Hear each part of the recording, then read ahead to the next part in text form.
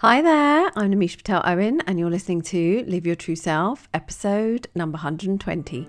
After 18 years doing corporate, in 2018 it became about doing me, doing what I love. Not that long ago, I too felt stuck, lost, and longing to be something more, asking myself, who am I anyway, and what's my purpose? Full of self-doubt and fear of failure, fast forward to this moment and you'll see a version of me that's true to myself, calm, confident and clear, even in the messiness. Inspired by Krishna's words in the Bhagavad Gita, the mind can be the friend of the conditioned soul and his enemy as well. So perspective is everything. No matter where you are on your spiritual journey as a high achiever, I'm here to guide you. Together we'll step out of your head, the busyness in your mind, and drop into your heart so that you too can awaken your true self and live life more meaningfully in this moment. Take a deep breath and let's connect within. Welcome back, lovely one. I am so grateful you're here. Today we're talking about something that I think so many of us feel but rarely talk about: a fear of failure. But not just the fear of failing at something, a task, a particular goal, or whatever it might be, but the kind of fear that whispers, what if I'm not enough? What will they think of me? What if I'm not showing up as the real me? And this is about identity and really an element of failing to be who we want to be, and is feeling the fear of that. And I felt that deeply in my own life, and honestly, for much of it, I felt like I've been failing forward. Not always in what I was doing, as I say, in terms of achievements and tasks and activities, although I've had some epic fails in those things over time, be it in personal life and in professional life, in corporate career and even in my business. But actually, it's not about failing in terms of what I was doing, but in how I was being. Failing to show up as the real and true me, failing to accept the choices I've made about who I am, what are my boundaries, what I stand for, failing to make peace with my whole self, flaws and all. And maybe you know that feeling too. But here's the thing. We do not have to fear this failing. But here's the thing about fear of failure. It's rarely about failing itself. And as I say, it's about identity. It's about what we believe failing might mean for us. And it will be things like, and you'll notice this kind of dialogue in your mind, and it will go something like, will people judge me? Will I still be worthy? Will I still belong? Will I still be recognized? Will people like me? Will I be highly regarded and well thought of? And let me bring this to life. Imagine a woman who is successful in her career, and she's well respected, reliable, known as someone who always delivers. People trust her, they acknowledge her, they praise her, and she's built a reputation for being capable and strong. And now she feels called to do something new. Maybe she wants to start something of her own, her own offering, her own journey, her own, whatever it might be. It could be public speaking. It could be a change of direction in terms of her career. It could be, just standing up for a particular cause, sharing her voice more honestly, whatever it might be. And in that newness, the approach of doing something new, suddenly fear appears. Not because she doubts her ability to do the thing, and there may well be doubt, that's totally natural, especially when you're doing something new, but because she fears what will happen if she tries this new thing and it doesn't work. It doesn't work out for her. Not working wouldn't just feel like a failed attempt. In her mind, it might mean losing status, losing credibility, losing approval, losing the identity she's worked so hard to build because of the failed attempt. So actually, the fear of failure is coming more so from the fear of losing the identity. So she hesitates, she delays, she overthinks, she procrastinates. And that's not because she's weak, but because her mind is trying to protect her sense of self. Does that make sense? I know you've got to kind of get your head around it. But this is all about a fear of failure to show up as your true self in perhaps the act of failing at something. And this is where the wisdom of the Bhagavad Gita is so powerful, because it reminds us that we have the right to action, but not to the fruits of our action. And I've mentioned this on the podcast previously, and it is a really important concept to live by. And what that means is our role, no matter what it is that we're doing, is to show up fully, not to control the results, not to be attached to the outcome, not to have the expectations, and certainly not to lead with that. But it really is to just show up for the work, show up in service of whatever it is that we're doing and taking the action. And to bring this to life, to be honest, let me ask you, have you posted something on social that truly reflected you and what you're about, your real thoughts, your real voice, not the polished version of you, not the safe version of you, the real, true, honest, authentic version of you? And it might just have been a real and raw post.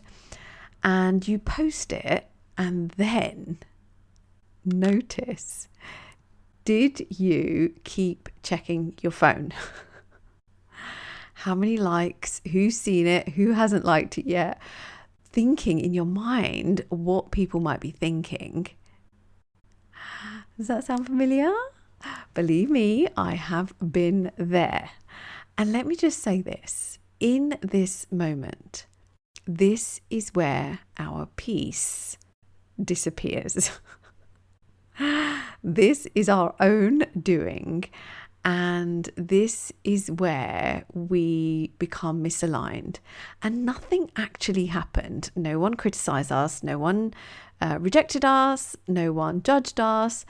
But internally, we feel exposed and perhaps tense and perhaps a little unsure and vulnerable in whatever it is that we shared, because our sense of worth or value unknowingly or kind of quietly became tied to the response.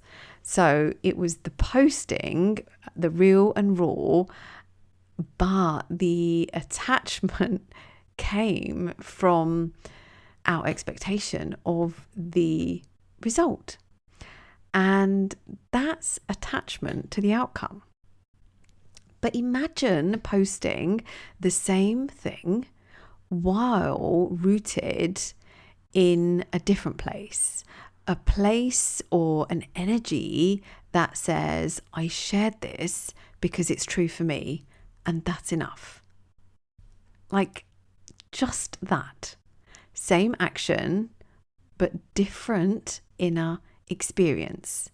And in that process and in that approach, fear kind of is not there. Fear disappears, because fear grows when we attach our worth and our value to outcomes.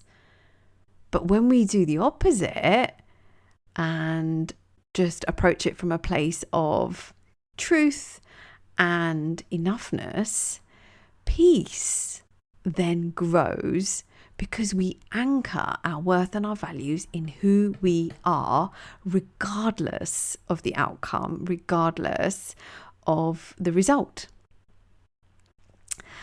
So that is something I would invite you to sit with in terms of what fear really is. What's the depth behind the fear? And it's the fear of failing when it comes to our identity, and also the attachment to the results. Looking back, I can see so many moments where on the outside it looked like I was doing well, I was achieving, I was accumulating accolades, ticking the boxes, well regarded, people were proud of me, I was praised. On the surface, it felt good. But inside, with my hand on my heart, I can genuinely say, particularly towards the latter part of my corporate career, something didn't feel right. And this was very much after having our second child. And I was saying yes when I wanted to say no. And it was this element of kind of like a false smiling, like smiling when I felt pressure, showing confidence when I actually felt uncertain. And I know it, and I can say it really openly and honestly. There was an element of performing and pleasing and proving, and I know that's what I was doing, perhaps not in the moment, but having done the inner work that I have over the last, 7-8 years, I can see that version of me was very much coming from a place of conforming and being who I thought I needed to be. And strangely,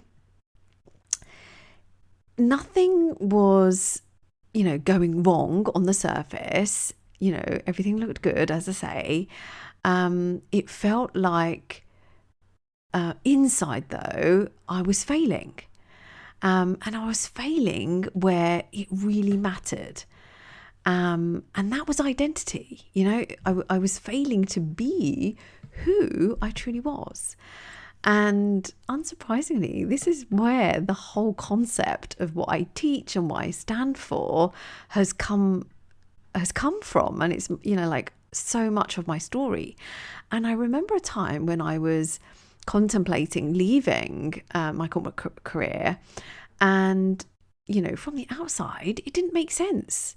Things were stable, I was successful, it was secure, there was a real element of security, it was comfortable, I had such a lovely set of colleagues, the company was just amazing, like I grew up in it and did such amazing things, and there was a path of growth. But inside, I could really feel this growing misalignment. I could really feel something just was off. Something wasn't right. And it wasn't really about the work or the job or the career. It was about identity. It was about who I was being and the truth of who I really was and who I wanted to be and who I was being called to be.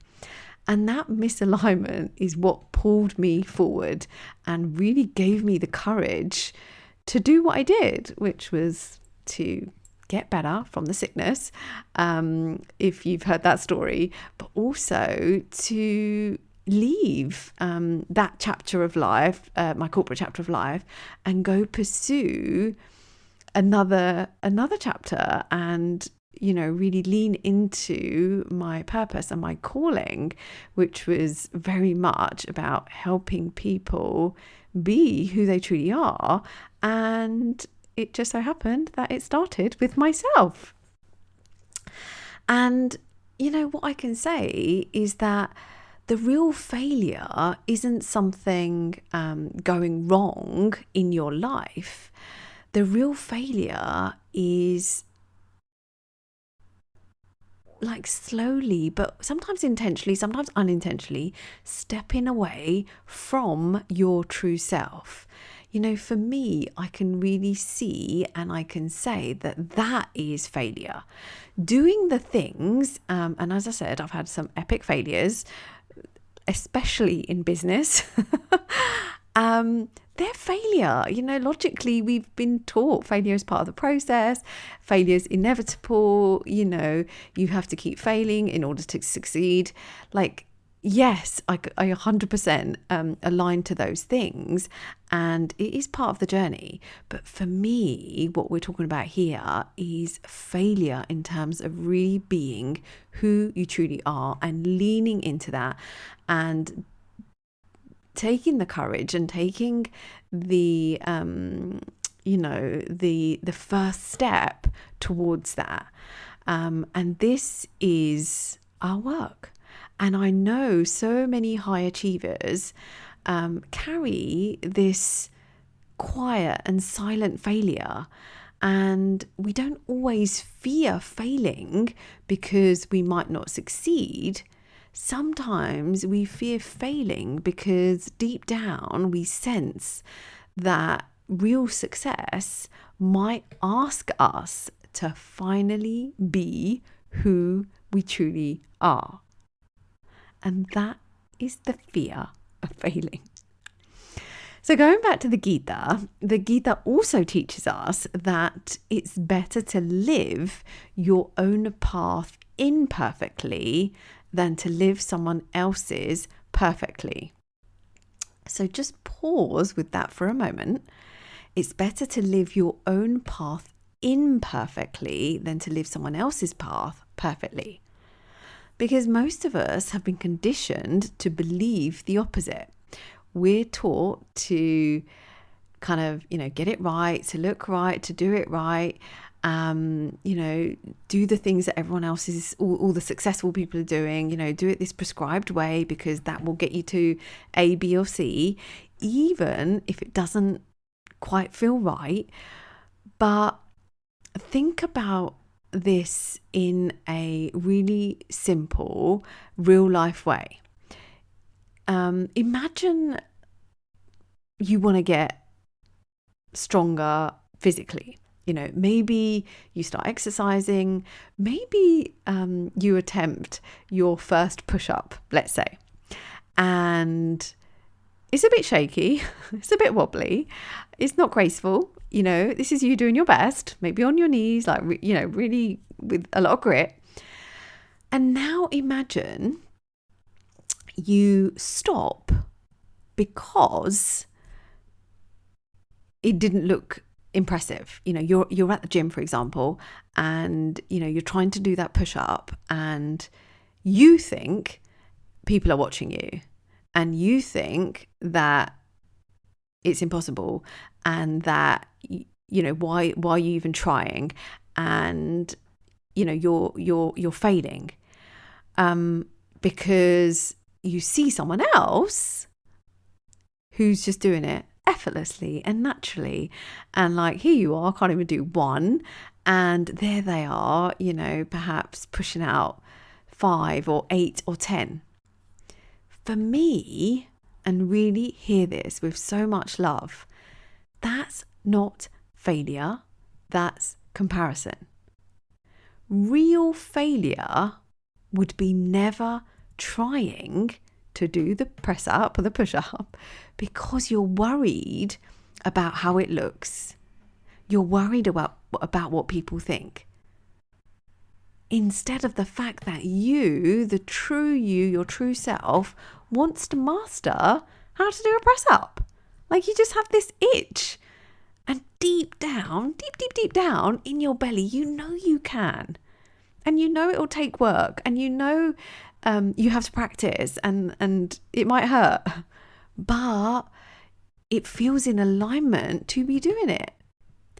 And it's the same in life. Failure isn't falling short of the thing, whatever it might be, whether it's personally or professionally, whether it's in your health, in your relationships, in your career, in your work, in your business. Failure is living out of alignment with your truth just because you think someone else is doing better and that you should be like them. Or why are you even bothering? Now, when you start to see it this way, fear changes. It stops being a wall blocking you, and it becomes like a beacon or guidance pointing you in your path. And it's not towards what you shouldn't do, but towards what you're being called to do, and more importantly, called to become. So how do you embrace fear as a guide? Well, it's worth just reiterating that fear of failure is completely natural. It happens, and it's totally normal, and we get to normalize it, especially if you're a high achiever like me in your career, on your spiritual path, or in life. If you've got big dreams, a big vision, a mission that matters, if you want to make a meaningful impact, to be more, to show up fully, fear showing up is inevitable. It's gonna happen, my lovely one. I have experienced it time and time again, so I say it with so much love. And the analogy here is that fear gets to come along for the ride, but you are firmly in the driving seat. Fear can sit in the passenger seat, it can sit in the back. It's not a problem, but it is here with us for the journey ahead. So here's what I want to say with so much love. Let's make a deal here and now together. Stop fighting the fear. Stop resisting it. Stop pretending it's not there. You are allowed to feel fear. You're allowed to feel scared. You're allowed to feel anxious. You're allowed to feel nervous. However fear shows up for you, and whatever the specific energy behind it is, it's allowed to be there. And so instead of fighting it and resisting it and pretending it's not there, allow it. Feel it. Let it be there. As I say, invite it to come along for the ride with you. And the real shift happens when we ask ourselves, what am I making this fear of failure mean about me? And is that meaning actually true?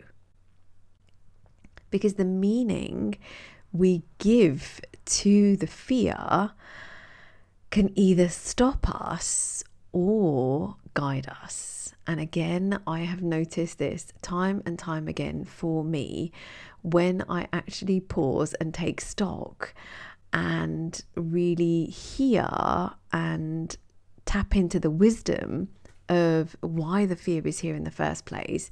It really does shift my perspective and therefore the actions I take and how I show up. And so when you start choosing the meaning that supports your growth, fear stops being a wall and becomes a guiding compass pointing you towards the next step of who you're becoming. So let me close by offering you a practical shift. Here's something simple you can do next time fear or failure shows up. Step 1, name it, say it out loud. And it might sound like, I'm afraid of failing. I'm scared of failing. Step 2, ask, what is this fear trying to protect me from? What is this fear trying to protect me from? Because it's our brain's way and natural tendencies to keep us safe and keep us protected from risk, failure, judgment, criticism, all the things. But we get to tap into what it is trying to protect us from so that we can see it for what it is rather than it control how we move forward. Step 3, respond gently. I am safe. I am well. I am capable of doing this. I am capable of handling this fear of failure. And it is an emotion, and you get to respond to your brain nice and gently with so much love. I am capable of feeling fear of failure. Step 4, ask yourself, what's one tiny brave action I can take anyway? And then, my lovely one, take it. In that moment, don't wait. You want to act swiftly from a place of this grounded energy, because if you wait, then the fear will settle back in and perhaps take over a little bit. But with this 4-step process, when you get to the point of taking the brave action, you want to take that action in the moment from a place of love. And I think it was Brené Brown who said it, but courage is not the absence of fear. It's moving with it.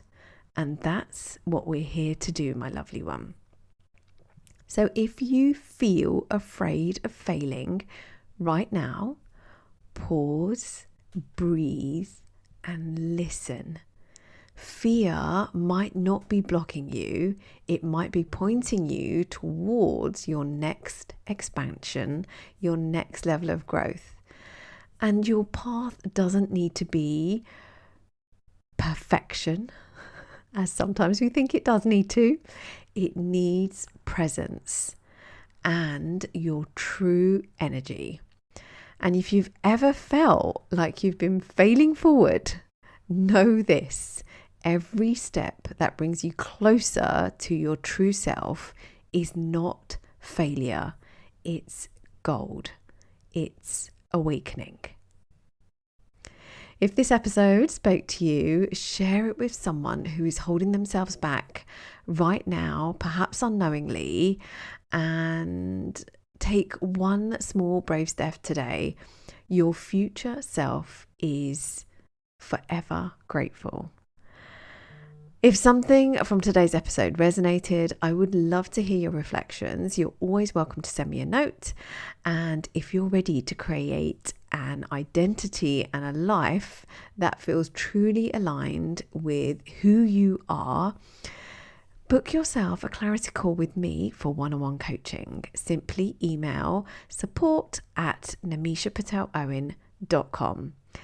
Thank you for being here. It is an honor to share this wisdom with you. Until next time, keep shining your light and may you always live your true self. Namaste. Thank you for tuning into another episode of Live Your True Self podcast. If you're ready to go deeper into your spiritual growth journey, visit me at namishapatelowen.com to learn more about my work and how I can guide you. And be sure you're signed up for Yoga Life Weekly, your love note to inspire who you're being while you're doing. And also subscribe to Yoga Life with Namisha over on YouTube for simple, practical meditations and teachings you can live by every day. It's an honor to guide you in reconnecting with who you truly are. Bye for now.